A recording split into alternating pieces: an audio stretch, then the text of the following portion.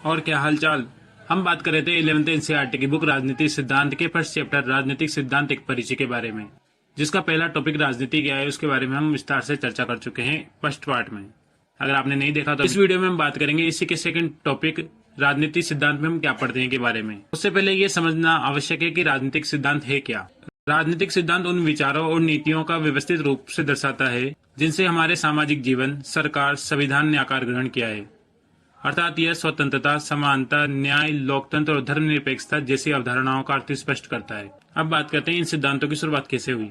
ऐसा तो नहीं है कि सिद्धांत रातों रात बन गए, बल्कि इनका निर्माण उन विचारों और सिद्धांतों के आधार पर हुआ जिन पर कौटिल्य और अरस्तु से लेकर Rousseau, Karl Marx, Mahatma Gandhi और डॉक्टर बी.आर. अम्बेडकर के समय तक वाद विवाद होता रहा। सबसे पहले 5वीं शताब्दी ईसा पूर्व में प्लेटो और अरस्तु ने लोकतंत्र और राजतंत्र का विचार दिया। उसके बाद आधुनिक समय में रूसो ने सिद्ध किया कि स्वतंत्रता मानव मात्र का मौलिक अधिकार है, तथा उसके बाद कार्ल मार्क्स ने तर्क दिया कि समानता भी उतनी ही निर्णायक होती है जितनी की स्वतंत्रता।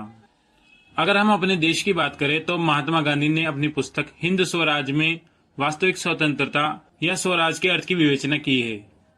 इस तरह वक्त के साथ साथ धीरे धीरे ये सिद्धांत प्रचलन में आए। पर ध्यान देने वाली बात यह है कि क्या वर्तमान समय में हम उन आदर्शों को सच में प्राप्त कर चुके हैं जिनके बारे में हम बात करते हैं। उदाहरण के लिए राजनीतिक क्षेत्र में समानता समान अधिकारों के रूप में मानी गई है, पर हो सकता है समाज में उनके साथ जाति या गरीबी के आधार पर भेदभाव होता हो। वहीं अगर स्वतंत्रता की बात करें तो संविधान में स्वतंत्रता की गारंटी दी गई है और इसे मौलिक अधिकार के रूप में भी मान्यता प्राप्त है। पर क्या बदलते वक्त के साथ सबको पूर्ण आजादी दी जा सकती है? इन्हीं सब बातों और तथ्यों के बारे में राजनीतिक सिद्धांत के अंतर्गत विस्तार से अध्ययन किया जाता है। अब अगर आपको ये वीडियो जरा सी भी अच्छी लगी हो तो वीडियो को लाइक और चैनल को सब्सक्राइब करके मुझे सपोर्ट जरूर करो।